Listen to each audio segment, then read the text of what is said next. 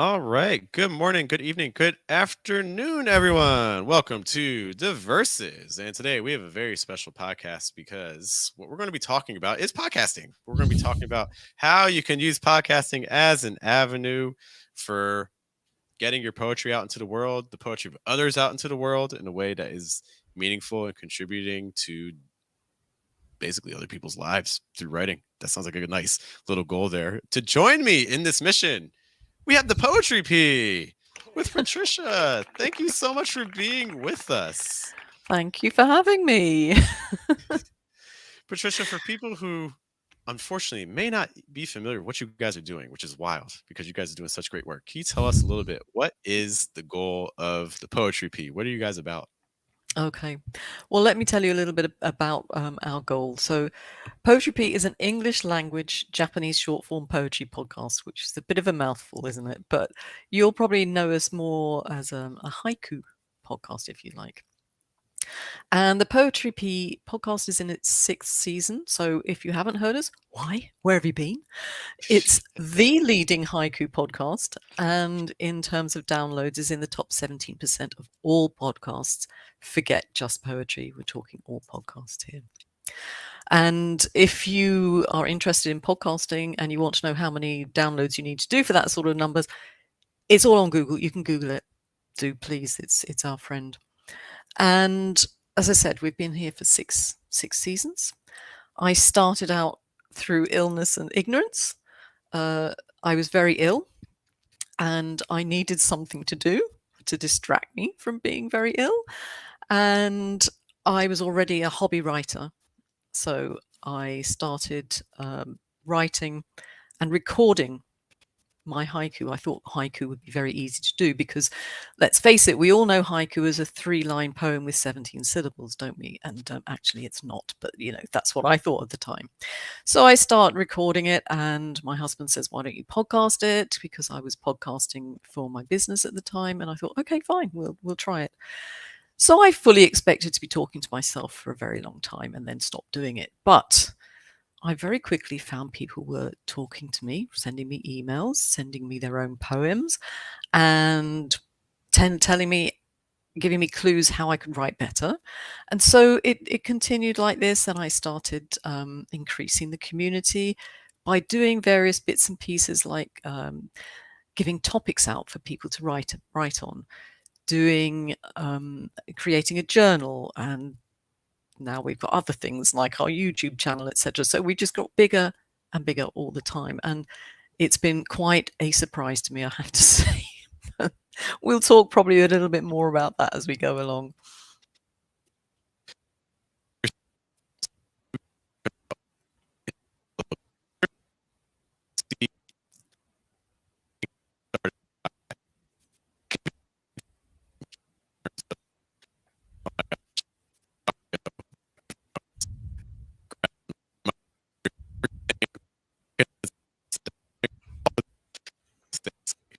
You think about kind of just essential equipment in like for podcasts, what things that might be.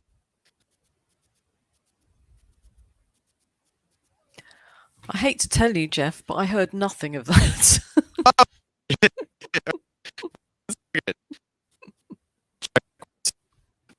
one, two, check one, two, check one, two.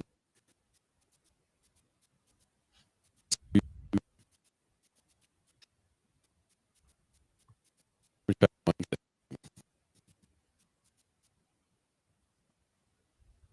I'm guessing you can hear this, okay?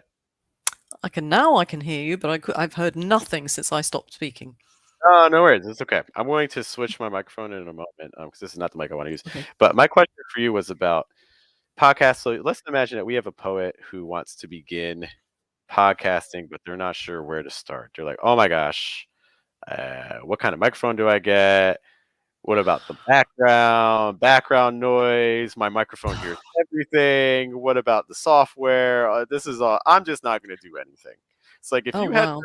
given a like an assessment on what sorts of equipment you think would be really helpful for someone getting started with podcasting, what would you recommend? Okay. Well, I'd say when you're just thinking about podcasting, there are a lot of things you need to do before you even pick up the mic, but maybe we'll talk about those in a bit. But if you have decided to pick up the mic and start a podcast, I would say to you, don't worry about buying lots of equipment, because most of us wander about with a nice phone of some description that we can record on for the time being. We can uh, we can get cheap or free podcast platforms, or platforms to podcast on, and there are some really good apps out there that you can use for recording and editing, and I use Audacity, Yes. which is I just adore it. And even though I've been doing this for donkey's years now, still the one I go to. I've tried others, but Audacity is fantastic and it's free. So I would say you can pretty much do podcasting at the beginning for little or nothing. Facts. But then if you start getting interested in it, then you start putting together your kit, if you like, and it can get a bit pricey at that point. But hopefully, and this is something you've written about in one of your blogs, I can't remember what it was called, something about poets being a hurdle to poetry, where you spoke about money, earning money as a poet. I would say to you, when you do decide to go and do some podcasting, for goodness sake, don't make the mistake that I made. At the very beginning, at the very least, put a donation button on your page, because that's going to help you with some of the costs, or buy me a coffee, which incidentally Poetry Pea does have.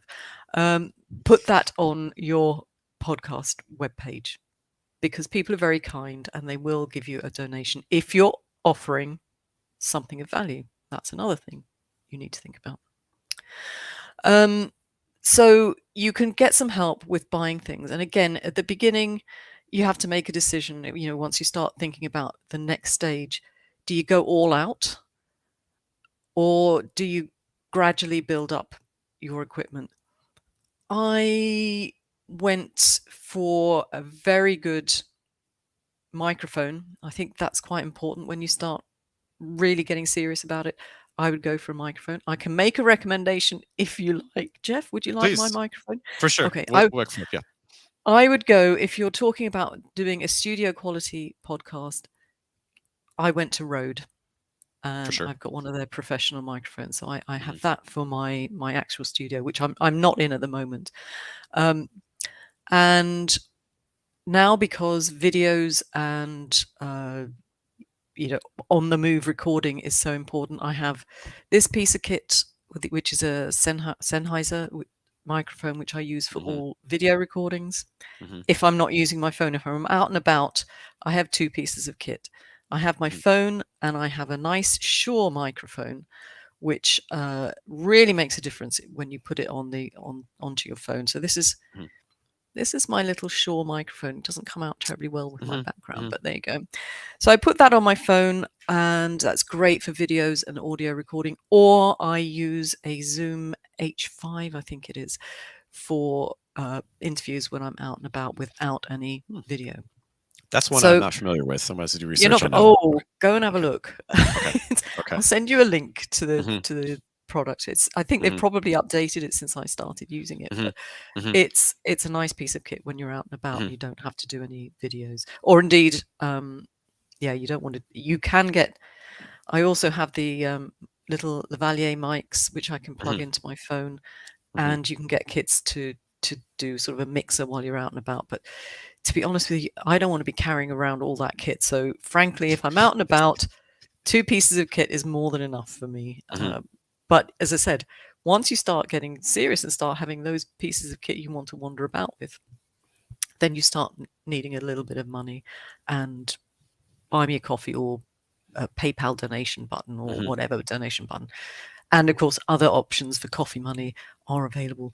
But something like that to start with, don't be afraid to put that on from the very beginning.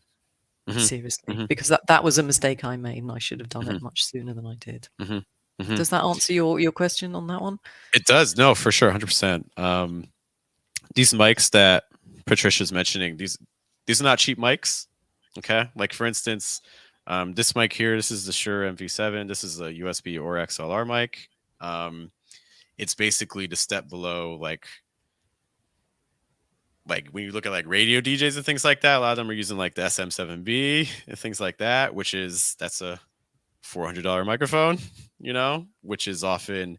And the other thing you need to be also considering about for equipment is once you get into the higher level mics, most likely you're going to need an XLR cable. And once you need an XLR cable, you're going to need you're going to need power. So you're going to need a phantom. It's called like a phantom power source. You can get things like a soundboard that allows you to mix audio, but also provide powers. So for instance, you can't put it on my camera here. You can get a soundboard like the Rodecaster is probably one of the more famous ones right now. They actually just released a second version. If your audio is still very soft, another thing you'll want to look into is something called a cloud lifter. I do not have a cloud lifter, but basically just kind of lifts up your volume a little bit more. Not all of these things are needed. Okay, so for instance, you can buy, honestly, even just getting started, investing in like $100 microphone or something like that. Honestly, that can carry you for a while. Just something that's kind of like a step above like your phone it's wild the difference in quality that can make. And then as you start, building more and more, you're like you'll probably want to also start looking into other types of microphones as well, like Patricia has mentioned. But audio, especially like if you guys are considering doing like a video podcast, kind of like what we do, we take audio from it, but we start with video. Audio is more important. People will tolerate poor video quality if the audio is good. But if the video quality is excellent, 4K, but your audio quality is super short, no one's going to watch your video. No one's going to watch your video. No one's going to listen to you. Guarantee you. No, it's quite. That was a point I was going to make. You need to be as professional as you possibly can, and the audio, despite the fact that video is becoming important. I mean, that YouTube had made a real difference to the number of people coming to my podcast, but the audio is so important, really. And to go back to the Audacity editing suite, it also has functionality to make your voice sound much better and louder. So I don't use anything other than Audacity.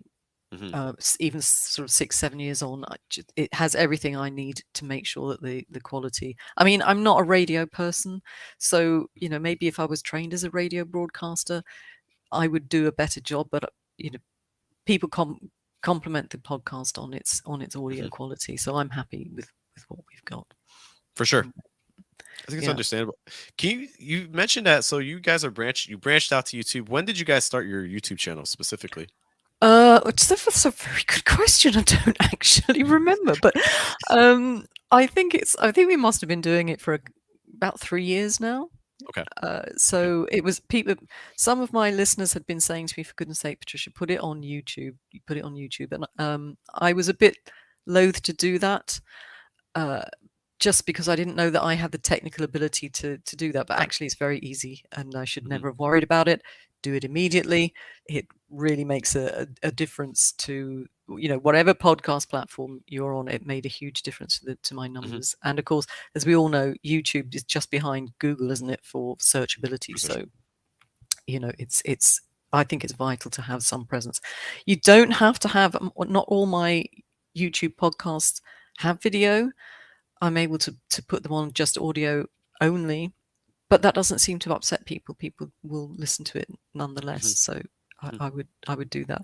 And of course, YouTube. I'm not in YouTube's sort of main area. I'm not in the States and I'm not in the UK. So any developments tend to get over here to Switzerland a bit on the late side. But I can put podcasts on there now. I can add it to my playlist, and that's another thing I would say. Do have playlists so people can, it really helps people with that. But perhaps we're jumping ahead too much here, Jeff. I don't know. No, it's okay. No, I'm perfectly fine with the discussion. I prefer a little bit organic. I think it's great that you mentioned YouTube, and it's great you mentioned playlists, because one thing YouTube's done, and I'm sure you've seen this, is YouTube is really trying to enter into the podcast game. So now not only can you make a playlist, you can make a podcast playlist. Mm-hmm. I don't know what the full integration is. I feel like long term, what YouTube wants to do is they want to make like an RSS version of your podcast, so then it can be found on all the Mm-hmm. platforms, Spotify. I don't think we're there just yet, No. but this is something that YouTube is already thinking podcasts. YouTube has a dedicated like podcast section. I Mm-hmm. think if you just go to youtube.com/podcast, you'll see just different podcasts they have. It's an area that they're getting into. I think it's also really interesting. Last night we did a live stream talking about the Authors Guild did a survey of about 5,000 writers. And one of the things that came up with that was they found that 55 to 65% of authors have no audiobook or audio option for their writing. Ooh. And that's so as someone who's very interested in video and audio, I'm like, oh my gosh, this like, and honestly, numbers probably higher than that because that's only the people they surveyed, right? So the Mm-hmm. reality is that there is a huge untapped opportunity for audio Yeah, that absolutely. I think people really need to be considering. And I think one of the reasons, so let's try to give people some greater idea of incentives to get started with audio. Patricia, how comfortable are you talking about numbers? We don't have to go like crazy specific, but in terms of like viewership and things like that. Mm-hmm. Well, to be honest with you, I don't know. I could give you rough ideas because I Rough didn't. numbers are fine. Yeah, rough numbers are Okay, fine. because I didn't check them before we came on. That's fine. But yeah, That's fine. so ask away. Uh-huh. If I can tell you, I will. Hmm. So one of the things you've mentioned several times is that when you started YouTube, you noticed Mm-hmm. immediately almost an increase in, I'll call it viewership, Yeah, audience yeah, reach yeah. or whatever. Can you give me some like ideas of what are the differences that you saw there? Well, I mean, at the beginning, I had I was a much lower grade, not lower grade. I was much lower in the percentage terms, if you like, when I Mm, was non YouTube. So I would say I was nowhere near the top 20% of podcasts at that stage. And I can't honestly tell you, I was probably doing maybe 500 um, downloads a month, probably at that okay. stage. Hmm. But as soon as I went on to YouTube, you could see it month on month, really increasing. And even though I don't have the prerequisite number of subscribers on there for advertising or whatever, so to Yeah, for really monetize, monetization. Hmm. yeah, Hmm. I'm getting there. Oh, and I would say I have now, in terms of YouTube versus the pure audio, so the downloads versus, you can check your audio downloads on your podcast platform. Right. So at the beginning, it would be very clear. YouTube would be doing a minuscule amount, and my audio would be, as I said, about the 500.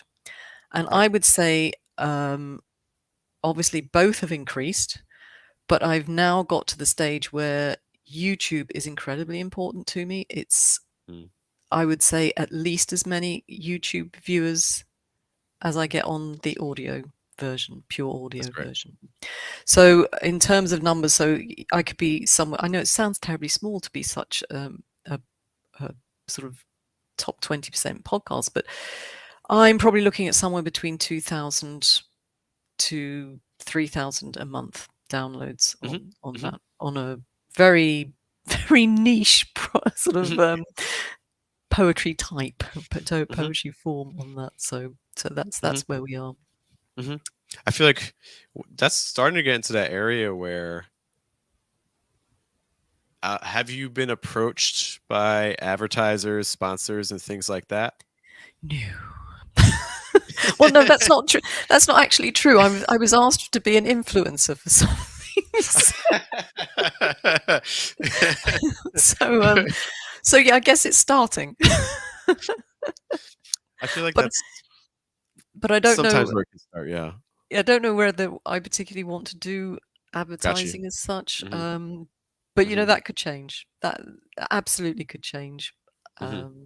But I would rather,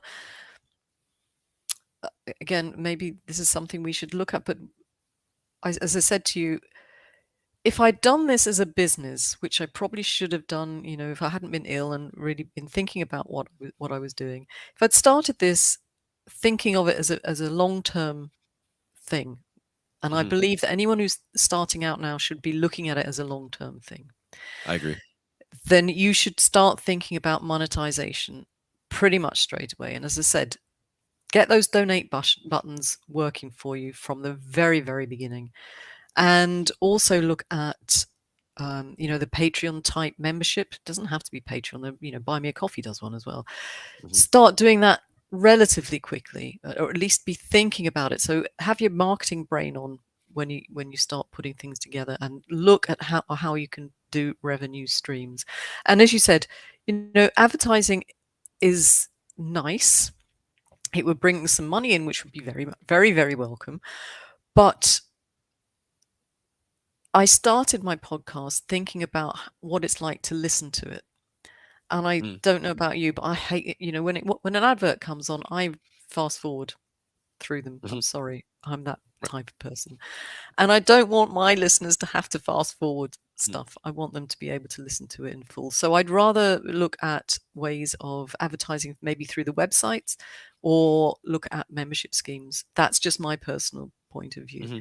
Hmm. Hmm. But obviously, most podcasters disagree with me, which is fair enough. I mean, I think paying attention to listening experience. I think it's seeing how people respond. I think also it's not placement is also super important. Where you're gonna Oh, put them during the listening and things like that. Obviously, is a big factor. But there are other avenues. For instance, we started our talk talking about equipment. Um, mhm. that's when I talk equipment, I immediately think like affiliate links. You know what I Yeah, mean? absolutely. Because there's people want to get started. Do you guys have affiliates yourself, or is this something you're looking into, or not something you've really explored yet? It's not something I've really explored. Apart from Amazon, because part of the, Amazon's we're nice. an educational resource, so I often recommend books to read. So Hmm. if they're on Amazon, I'll put the link on Amazon, so it doesn't cost anyone any more money, but at least Hmm. I'll get a minuscule amount of money from Hmm. from that if somebody clicks on it. Hmm. And so yeah, maybe I would go down that. I'd be happier doing that, shall we Hmm. say, than Hmm. full on advertising through Hmm. the podcast. But don't quote, you know, For that sure. might change. That might change. For sure. No, but I mean, it's certainly a less invasive. I mean, one of the things that Yeah. we've experimented with is having like episodes that are just dedicated to like specific things, almost like Mm. because I mean, people are interested in certain things. Like, for instance, right now, I need to get back to them. I was talking with like Scrivener, like like the Scrivener Oh yeah, app. yeah. It's like the right. It's like I'm speaking with them to try to figure out like, hey, maybe we could do like kind of live stream, kind of like this, where they can kind of show people like why, like what are the features they have for writers. So it's it's kind of like a sponsored video, but at the same time, there are people who are interested, like, oh, I'm thinking of getting Scrivener, but I don't know what I would do with it. So Hmm. let me watch this video to show that they can show me what writers would like, something like that, and then have like an affiliate link associated with. Like, I think there's ways you can Yeah. kind of integrate it in a way that's not obtrusive and Yes. No, I invasive, think that's I things think like that's that. very good. Um, yeah, I agree with you. That's the sort of thing that is much less obtrusive, and Mhm. I like that idea very much. Mm. That sort of thing. And of Mhm. course, not only can you do an affiliate link on that one, but you could say to Scrivener or whoever, let's go and do a video. I have this many people who are going to watch that video. What will you pay me to be on it? So yes, and this is where things like the viewership numbers start becoming Yeah. really really important, because it's really hard with YouTube when people start YouTube channels. A lot of people think immediately, I want the AdSense, I want the monetization, I want, like, they're Hmm. thinking, let me get my subscribers to do that. But it's like you're missing so many aspects of the business side, Hmm. like, because it's like you're just going to YouTube, but like if suddenly you take audio versions from that and you make your own podcast version, or you take the transcripts and you make a blog Yeah. later on, like if I if you go to, for instance, we're using Scrivener as an example, so I'll just continue with that. If I go to Mhm. Scrivener and say, hey, I've got this many YouTube subscribers, let's do a video. Yeah. That's one thing. But if I go to Scrivener, I'm like, hey, I've got this many YouTube subscribers, I've got this many blog readers, I've got Mhm. this many podcast listeners. Well, now you're starting to fill in a much more comprehensive sort of package. So it's going to give you an advantage. And this is another reason why I really encourage people to start sooner rather than later, because these things do take time Oh, yeah. to They build. take the 2 things I wanted to pull up with you there Mm, was, yes, they take time, so don't get fed up. It's too many yes. people, Yes. think, "Oh, this isn't happening for me." It's not gonna happen probably overnight. You really do have to put the hours in. And the other thing was really if, like the podcast we're doing today together, when you do a transcript for that, we've talked about certain, pieces of equipment, we've talked about microphones, whatever. There are links and affiliate links that you can put into that are really useful to people. Well, I Yes. think they're really useful to people. They would have been useful to me starting out. So, um, that's really quite important. And the other thing is, I didn't give you the numbers. I don't know the numbers right up to date of people who are looking at the website, but we are. Forget my numbers on YouTube and audio. Mm. We're probably tripling, quadrupling those numbers when Look people at you just go to, guys. to the Hey. website. So and there's more because you've got Mhm. posts on Buy Me a Coffee that people are reading. Or it's also, you start getting yourself out there on so many different platforms. Uh, these are all important if you start, as you said, if you start going to people like Scrivener or whatever, or Mhm. I go to Road and say, "Hey, you got a mention in Yeah. my podcast. This got Mhm. so many hits. Do you want to offer me an affiliate deal Mhm. somehow?" I mean, probably Mhm. wouldn't work for me because I don't do that sort of thing. But Mhm. you could Mhm. do that. So don't forget to keep an eye on all the numbers, and that includes the hits on your Mhm. website or your blog or whatever. Mhm. That's Mhm. quite important. Be it's again with my business hat on. That's I love that side of thing. I love looking at the data, but people often forget that, particularly if they've entered into podcasting as I did as a hobby. They forget to look at the numbers, but do look at the numbers because Mhm. first of all, they inform your decision making process, and secondly, sometimes they can give you a bit of a boost. When you're having a bad day, go and look 100%. at them. 100%. One last, since we did talk about affiliates, one last thing about affiliates too. So, for instance, a lot of, if not all of them, but some affiliate programs, if you work with something that's subscription based. So, for instance, Patricia, we'll talk about distribution platforms in a moment. Mhm. But for No. instance, I don't know which one you use. We use Buzzsprout. So for Buzzsprout, like I don't actually know if this is true for their affiliate program, but let's imagine what some programs do that are subscription based, as in people have to, basically you pay by month. What some affiliate links let you do is they don't just like pay you for the one time subscription. For every time someone re enrolls, they continue to associate that with your affiliate account. So Mhm. suddenly, if you're able to get even just one person to sign up for a service, that could end up being something that continues to pay you for years just for a single person. Not every service is like this, but there are some that also operate that way. So affiliate links are definitely something to build on, and it's like everything else. It stacks. Like when you first start off, maybe it's just one affiliate link, but Mhm. maybe like 2-3 years down the line, suddenly you've got an affiliate link for maybe 20, 30 different things, depending on how active you are about it. Yeah. And it can snowball. It Oh, yeah. can. Yes, it can. Yeah. Really. Yeah. So, yeah, I totally agree, but I think it's really important to be thinking about that at the very beginning, and have a bit of a business brain around it. That sounds bizarre when you're talking about poetry, but Yes. if you want to, if your decision is to go into podcasting because you want to earn revenue from it, then you really need to be thinking like this from the very beginning, really. I think you've probably seen this before. I think a lot of poets specifically, there's the art and then there's the business. and it's almost like the two shall never meet, whereas like there are so many things. It doesn't have to be evil and horrible. There are ways they can coexist. I promise. It doesn't have to be horrible.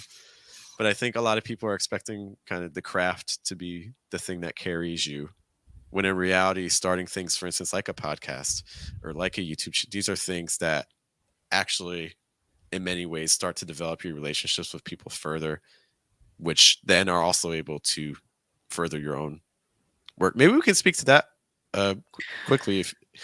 Well, I was just thinking Yeah. about what you were saying there. I mean, it depends what you start your podcast for, doesn't it? Like I said, mine Mm. started as a hobby, and I was sharing the most appalling, I mean, just awful pieces of work.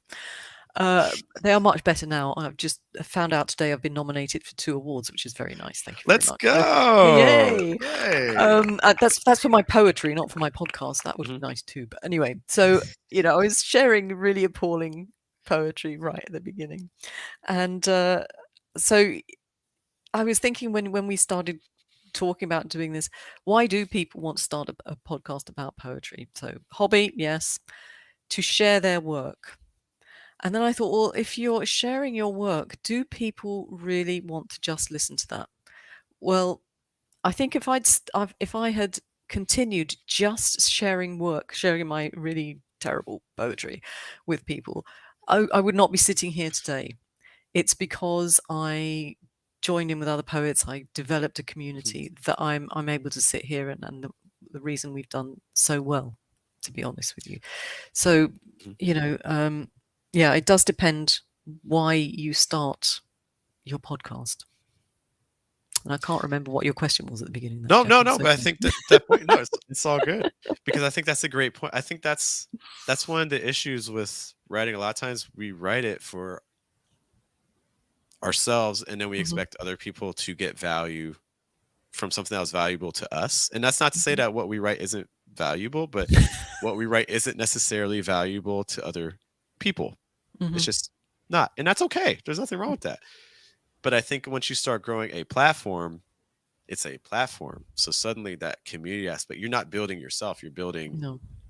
everybody. You're building other people in addition to yourself. And when you take other people along for that journey, I think that's where you have the real opportunities for growth. I mean, that's the reason why we started this platform ourselves. It's not about, kind of similar to you, this isn't me reading my poetry. This is, if anything, I spend more time reading other people, like it's reading other people's Yep. work, or giving other people ideas for what they can do with their own writing. And I Mhm. think the more you're able to give to others is when people are more willing to kind of give back to you. And I think that's a really useful point, a really important point, because once you start developing a community, the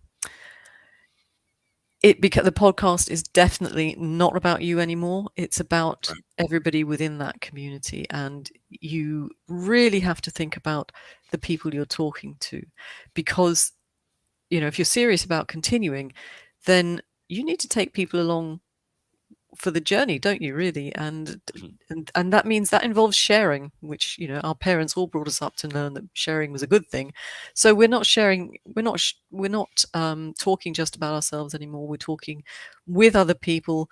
We respect it. Well, I hope we're respecting other people and what they're doing, and we are sharing the limelight, sharing a bit of joy around, and sharing other people's work. And I think what is very similar with your operation and my operation, if you like, is that we're not just sharing poetry, but in the background, we're talking to poets about improving their craft. Well, Mhm. actually, we're talking about that very much front and center. But when people then send us work, we don't just necessarily accept it or reject it, but we're Mhm. going backwards and forwards, back and forth, saying, well, this could be stronger. Have you thought about doing that? Mhm. That sort of thing. And that's very important.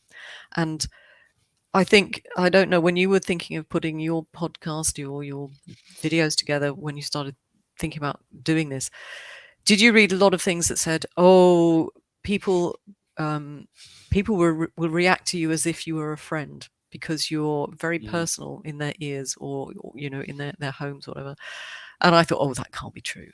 But it is true. And people Mhm. do regard you as a friend because you're talking to them all the time. And I had a chance to, I went to a conference this year and met a lot of my listenership.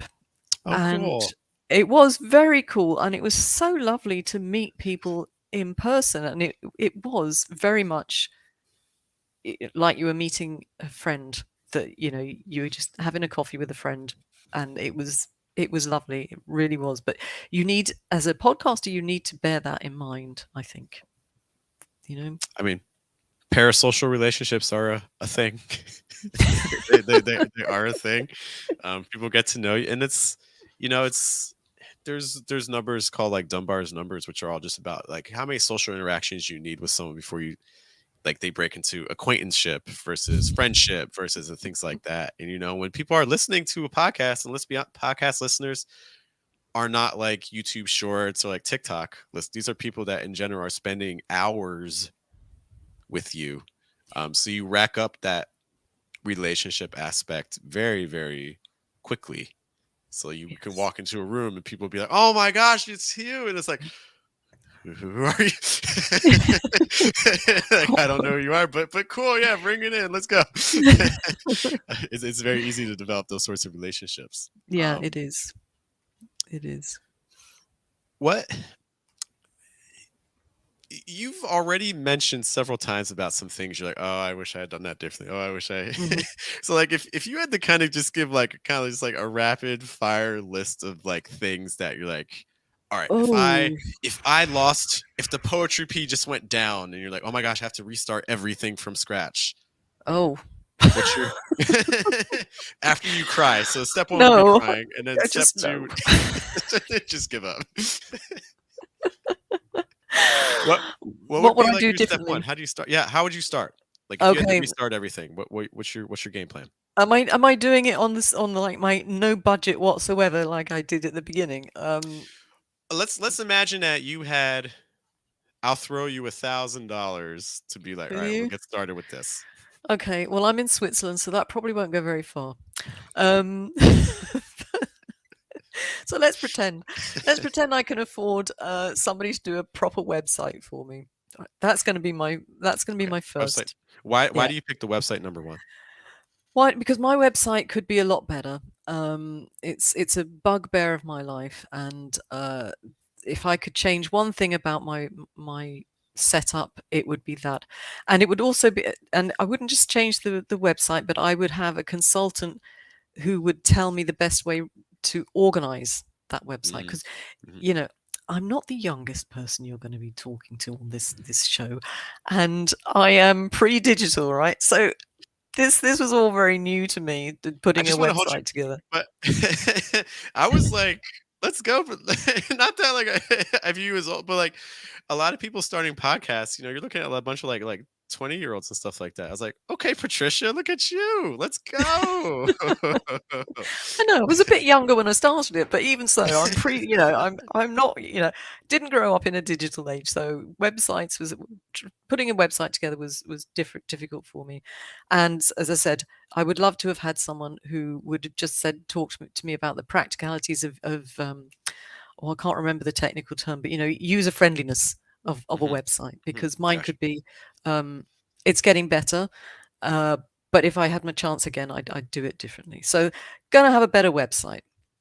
I am not going to worry about how I started out, but probably if I could go back and talk to myself and tell my early self, I would do exactly what I've said to you already. I would say, put your business hat on and think about how you can earn some revenue from this, if only to cover the costs. Because as you get bigger and better and bolder, you are going to have costs. You are going to, you're going to want to want to be on a really good podcast platform. I'm very happy with mine, but I could be on a more expensive one if I wanted. So you'd want to be on that. You want to have I have a couple of computers that I need to use. One that I don't use only for my audio, and then I have another one for all the bells and whistles stuff. But I'm going to have to upgrade that stuff, because the bigger we get, the better we get, the more I'm going to be expected to put a more professional face on the organization. So that's another thing. So revenue, think about what I'm going to need long term. Think about why I'm doing this, because and also as I said to you, I'm a poet. I write. And what I found, and I think this is quite important for somebody thinking starting out, is that the amount of time I now spend on the podcast, it's a full-time job. It's so I am now back to writing in my spare time. And so that might drastically cut down on the amount of time you can spend, particularly if you're podcasting and you've got a full-time job and you're trying to write. I can't imagine having those three things going, because I would something would have to go. And I love doing the podcast and I love writing. Luckily, I don't work other than the podcast. So, but if you do, gosh, it's really going to cut down on the amount of time that you're able to spend creatively. I mean, for yourself, to be published. And let's face it, if we're good at what we do, or if we want to be good at what we do, we have to spend time honing our craft, and then we want to be published at the end of the day, because you need to be published. That's what we're doing it for, if you're serious about what you're doing. And so you have to look for those opportunities. You have to have time to put things together, and you have to start thinking, about putting collections together and things like that. So if you've got that at the back of your mind as well, you have a lot to think about before you ever started. So quick fire round. Sorry, that was not quick fire. No, this is sort out important. my website. Think about the revenue earning potential, and maybe if you've thrown me a bone and given me some extra bits of money, I would probably start off with a better microphone than just doing it on my phone or whatever. Because as you've rightly said, the audio quality is really very, very, very important. So I think those are all those are the great things I tips. look at. Yeah, thank you. Let's really quick. I know we mentioned it earlier. Distribution. Who are you using to distribute? Okay, I'm using Red Circle. Okay. The reason I went, well, again, I would say to someone starting out, think about this for long term, because it doesn't matter who you use.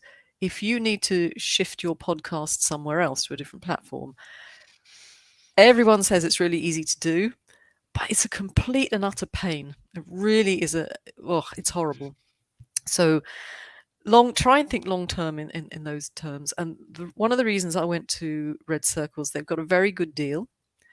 Their support is wonderful. I have to give them 10 out of 10 for support, because as we've discovered, technology is not my friend, so I often need to use them. And they're very good, very quick. And I have no problems with distribution. They helped me tremendously when I moved from SoundCloud to them. And another reason I started with them was they made it really easy if you want to go down the channel route. So, podcast channeling, which I will be doing. It's very easy to use them and use their facilities to do that. So I think it's quite important to find a podcast platform that you feel you can work with, but one that will work with you long term. If you do become, get lots of downloads and you start to build up other podcasts on the back of that, think about that too. Do you know, so, and we should have mentioned this. So when you sign up for a podcast, you need a distribution platform, because basically the distribution platform is what takes your podcast and puts it everywhere, like your your Google Podcast, your Apple Music, your Spotify, things like that. Do you know for your guys' podcast, which specific platform do you see the greatest viewership on? Is it Spotify? I'm guessing it's Apple Music, but where do you guys see the most? Yeah, it's definitely Apple. Definitely, no question. Spotify, shouldn't say this out loud, should I? Spotify is a little bit disappointing. But, I know, I would, yes. I would, not that we're crushing it in views, because we are very, very young, but yeah, Spotify, I thought would do better, but I'm thinking people don't turn to Spotify for podcasts. I think they turn to it for music. Yeah, I think there is that, and I haven't gone into it, but I wonder because obviously Spotify have got, or they used to have Anchor, but I think it's just all Spotify now, isn't it?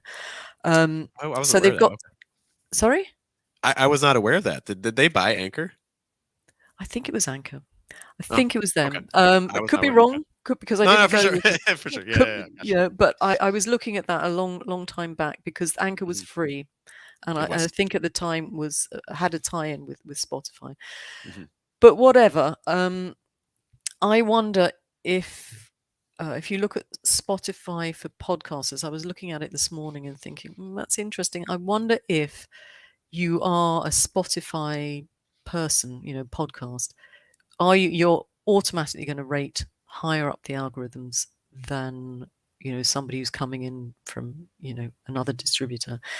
I Mm-hmm. imagine. I mean, I don't know for sure. I haven't done the research yet, but I do wonder if that's the case. Mm-hmm. That's why I'm not seeing as many downloads from Spotify as That's I a would good have theory. expected.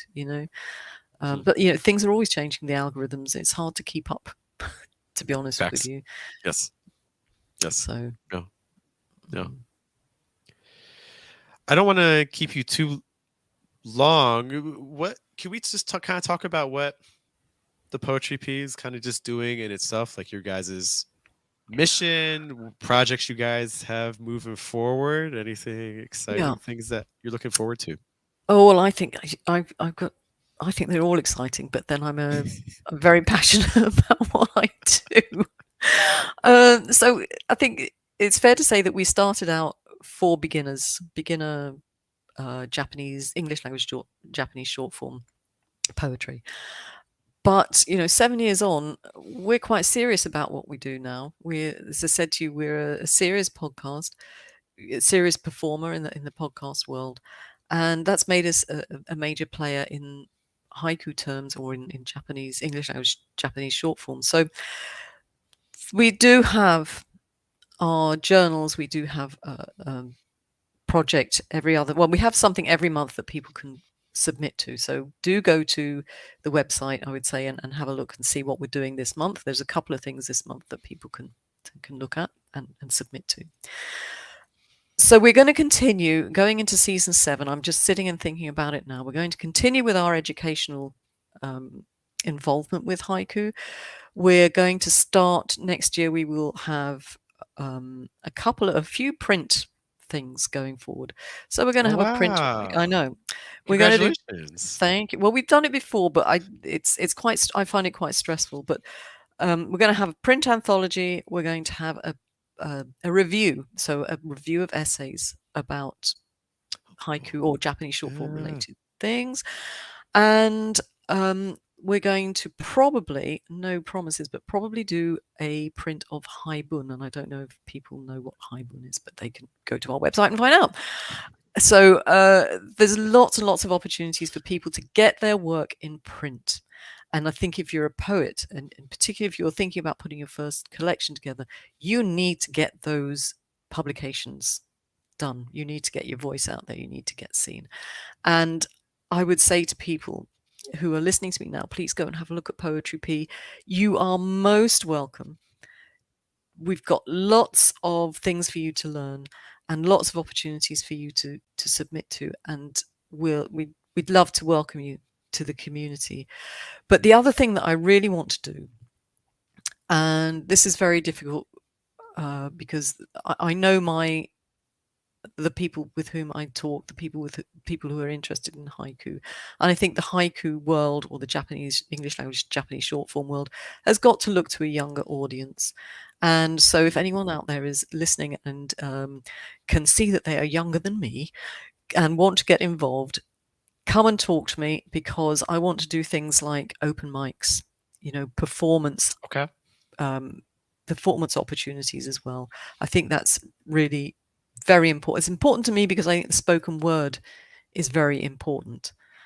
What doesn't matter what type of spoken word, any spoken word, but obviously my particular thing is haiku, haibun, that type of thing. But I want to hear poetry. I just want to hear it. I love to wander around when I'm doing stuff around the house or out walking. I've always got, or usually got, my earpods on, and AirPods on, and I'm listening to poetry. And there needs to be more of us talking poetry, speaking poetry, and just making it accessible to people and less frightening for people. So please help me. I'm glad you mentioned the frightening because I think we've all seen it. We mentioned poetry. Some people are like, Shakespeare. And it's like, no, like, that's a long time ago. It's different, I promise. Yeah, exactly. That was school. Forget school. No. Enjoy it. Come out and enjoy poetry with us. Yeah. I think so those events that you're mentioning, by the way, are you thinking online or are you thinking in person? Are you guys doing things? Are you doing things in Zurich? Oh my gosh. No, no, no, Do I no, need to no. fly Well, to Zurich and come? no, you're welcome. Come anytime. But you've got to. I mean, you've got to remember, I am a native English speaker. Although I am Swiss, I'm a native English speaker currently in a German-speaking world. I do not do, well, I can, but I don't want to do German-speaking poetry. So Gotcha. um, most of my listeners, most of my audience, most of the people I need to communicate with are in English speaking regions. Hmm. Now I'm going to be, because I think I told you my son lives in the States. Hmm. So I am in the States not often, but I'm probably once or twice a year. So I'd love to organize in-person events, probably somewhere near you, Don't Jeff. tell me this. We're gonna organize it. So, because my brother's in New York, so it's like, you let me know. We Okay. could, we could. Don't give me ideas. I got so many ideas. Oh my god. I would love to do that. It would be Okay. New Jersey, New York. That's Okay. and then if anyone is in, where am I going at Christmas? I'm going to South Carolina at Christmas, Okay. to Charleston. Am I right, Charleston? No, that's a nice little town. Okay. Yeah, I hope so. And if anyone's there, we can have a haiku event. And we can It's- do a reading. okay. But So, but yes, mostly online, I would say. okay. Okay.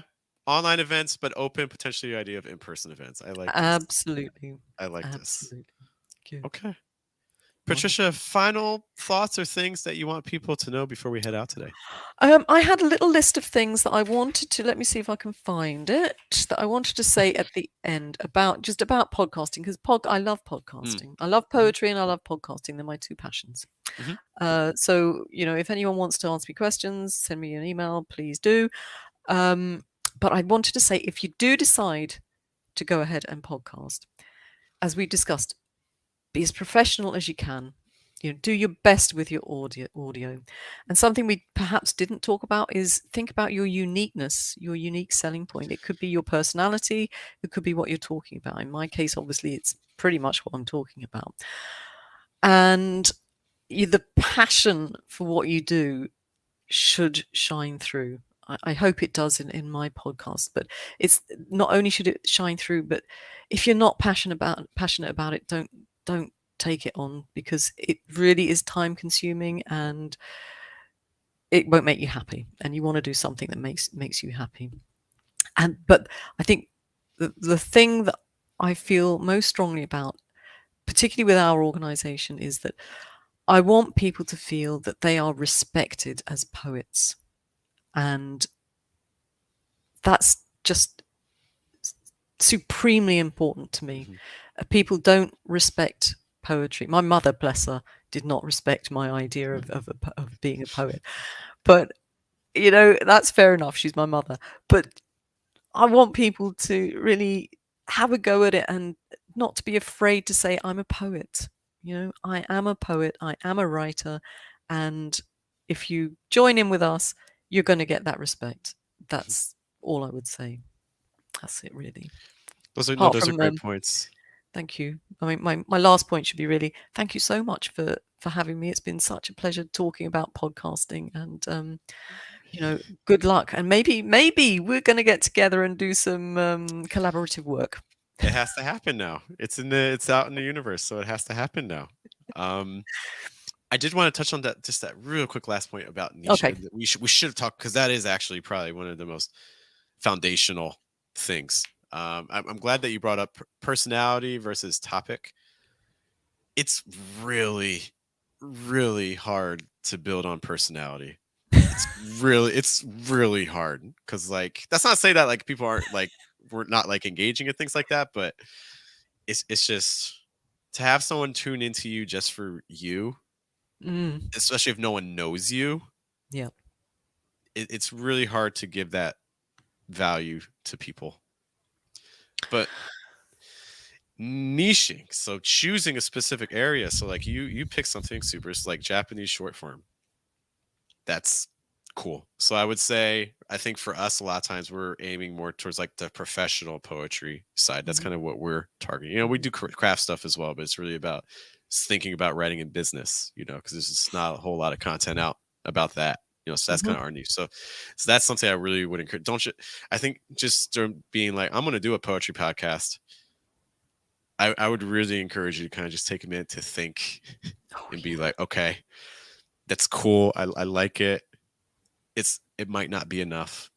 You Yeah. might need to go, whether it's like choosing a form, choosing an aspect of like a style, a craft point, something.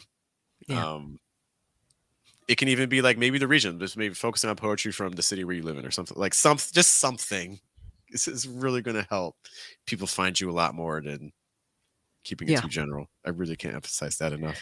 No, I would totally agree with you. I mean, that's exactly where I found myself at the beginning. We've just said, I'm in Switzerland. Most of my audiences are in English speaking lands. And, you know, how do I find them? And that's another thing that you should be asking yourself, Yeah.